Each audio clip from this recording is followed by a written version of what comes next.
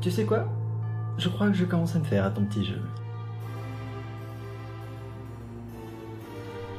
Ces cloches qui résonnent dans mes oreilles, cette divine mélodie cantonne l'air autour de moi, serait-ce ce qu'on appelle la satisfaction? Attends, on s'amuse tellement, ne presse pas la marche destinée.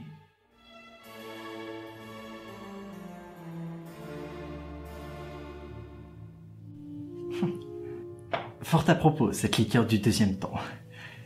Le rhum arrangé au piment. Incisif, comme ta cruauté. Oh. Tu veux parler de mes réjouissances face à une justice qui opère enfin? Oui, je serais prêt à argumenter dans le sens de « c'est la même chose ». Oh, alors l'humanité a assemblé un système de justice pour... légitimer sa cruauté? Voilà, tu m'ôtes les mots de la bouche. Peux-tu le prouver? Commence par me dire à quoi sert la justice. À rétablir l'équilibre perturbé. Oh, oui, frappe un peu fort, j'adore ça. Tu n'es pas d'accord? Oui, suppose qu'un homme en mutile un autre. Que faire?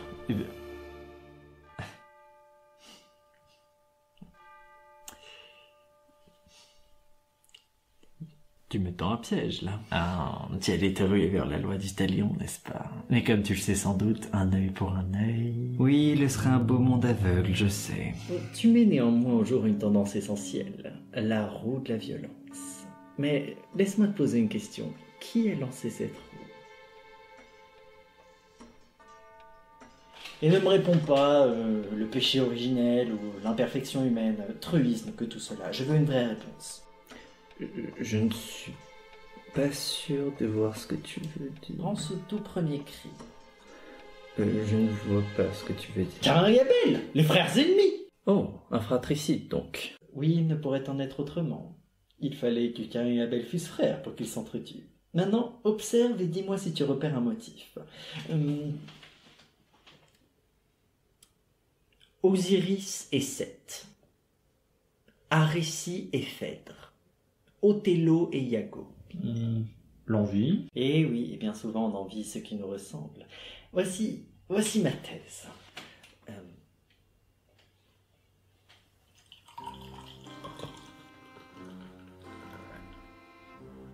La justice, humaine comme divine, est un concept proprement humain qui vise à légitimer la cruauté qu'on exerce sur ceux qu'on envie. Oh, bravo, je vois qu'on a bien étudié sa morale du ressentiment. Ah oui, que veux-tu? Quand on évolue dans un monde qui rejette notre amoralité, on est bien obligé de se pencher sérieusement sur ce que ce monde considère être des valeurs universelles. Tu n'es pas amoral, tu es immoral. Non, je ne cherche pas à détruire la moralité, je ne fais qu'évoluer en parallèle d'elle. Personne ne cherche à détruire la moralité. Être immoral, ce qui va à l'encontre de la moralité dans ses effets. Et il se trouve que ton amoralité est un terreau tout particulièrement fertile à ce genre de choses. Bon, tu me concéderas tout de même que la justice sert à dissuader les gens d'agir de telle sorte qu'on les envie. Non, je ne pense pas que ce soit son but premier. Elle ferait un bien piètre travail si c'était le cas. Bien souvent, on envie ceux qui s'autorisent ce qu'on ne se permettrait jamais. Est-ce de l'envie? Ou un inconfort parfaitement compréhensible?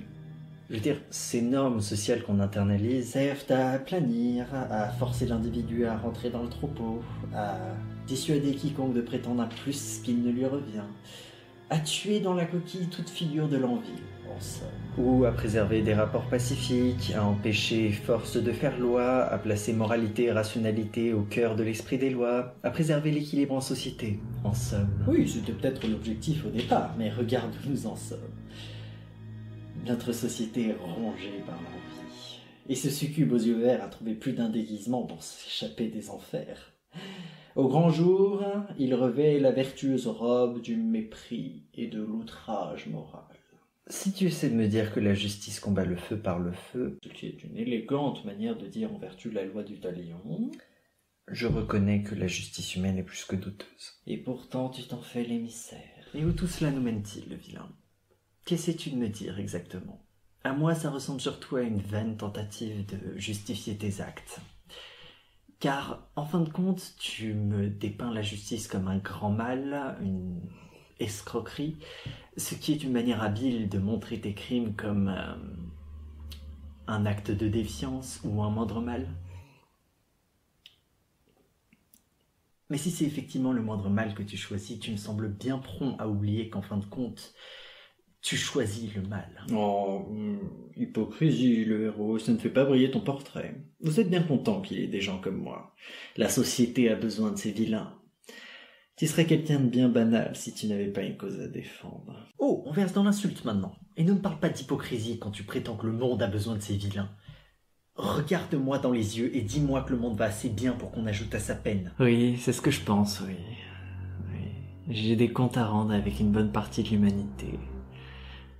Et je ne suis pas le seul, je pense. Je parle au nom de tous les déchus, les brisés, les abîmés. Le monde vous refuse une place telle qu'il est, alors il vous faudra la prendre de force. Oh, le voilà qui se pose en défenseur des victimes. Le tigre bouffeur de visage humain s'interpose en faveur des humains au visage bouffé. Ah, qu'est-ce qui te rend si hardi de prétendre le faire mieux que moi, exactement? Je te signale que tu écrases tout autant de malheureux sous ta botte, sauf que toi, tu as cette vieille sorcière de justice dans ton dos pour t'appuyer. Oui, tu peux manier les mots comme tu veux, très cher. Ceux qui se placent du mauvais côté de la justice ne font que récolter les fruits d'une rupture de contrat. Un contrat qu'ils ont passé avec le reste de la société. Bon, de quoi prétends-tu me punir, exactement? De tes crimes, évidemment. Oui, mais qu'est-ce qui en fait un crime? La mort de tes victimes, le mal qu'il aurait fait. Oui, mais n'a-t-on pas vu avec cette histoire de policier qui abat un homme? Non, on ne va pas repartir sur ce débat-là. Oui, je vais te l'épargner, étant donné qu'une toute petite victoire te rend particulièrement obtus ce soir. Tu veux me punir de mes intentions. D'avoir osé intentionnellement braver un interdit universel. Et je suis sûr qu'à ce moment-là, tu as ressenti de l'envie. L'envie qu'on ressent face à ceux qui désintègrent leurs obstacles plutôt que de leur faire face dignement. Mais alors, pour faire passer la pilule, ton envie a dû se trouver un motif acceptable. Mais ce motif trouvé, c'est là que tu décrètes que tu es habilité à me tuer.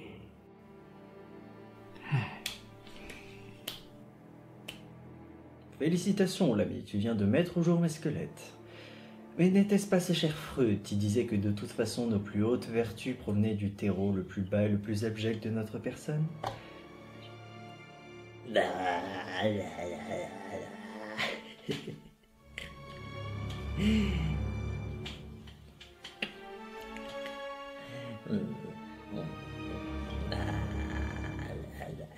Car vois-tu, c'est là toute la différence entre toi et moi, le vilain.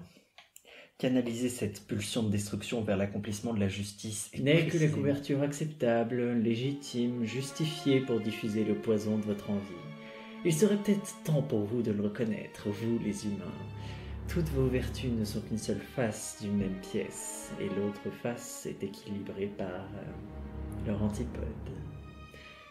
La bienveillance équilibre la cruauté, la modestie équilibre l'envie. Il n'est pas de racine pure et irréprochable à vos vertus. Et c'est cela que j'appelle la moralité.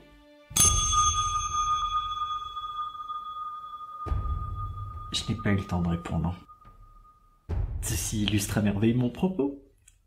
Je viens d'oser faire ce que tu as renoncé à tenter il y a quelques minutes, et là maintenant, cet aiguillon qui tend tes muscles et qui te donne envie de me sauter à la gorge, c'est cela que j'appelle l'envie. Ce n'est pas agir selon les règles. Oui, et qui a dit qu'il fallait agir selon les règles? Rassure-toi, c'est la dernière fois que je romps ce petit contrat entre nous. Mais ce n'est pas agir selon les règles, c'est la couverture vertueuse des envieux face aux enviés. Ceux qui agissent selon les règles et ceux qui reconnaissent qu'elles ne sont rien de réel en dehors de l'esprit humain.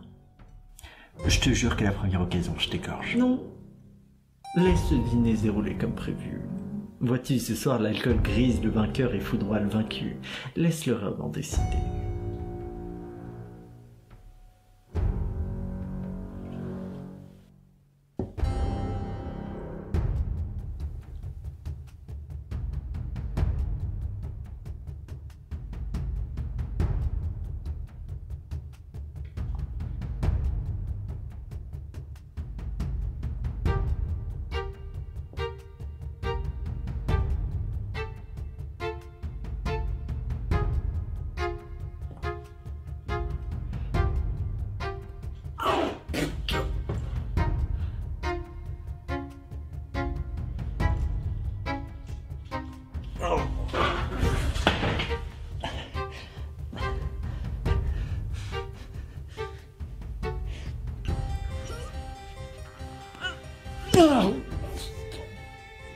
Ça te brille les tripes, n'est-ce pas?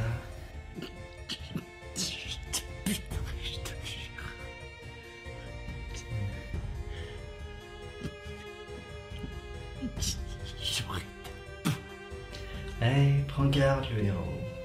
Ne promets pas ce que tu ne peux pas garantir. Tu t'étarques de n'avoir qu'une parole, toi.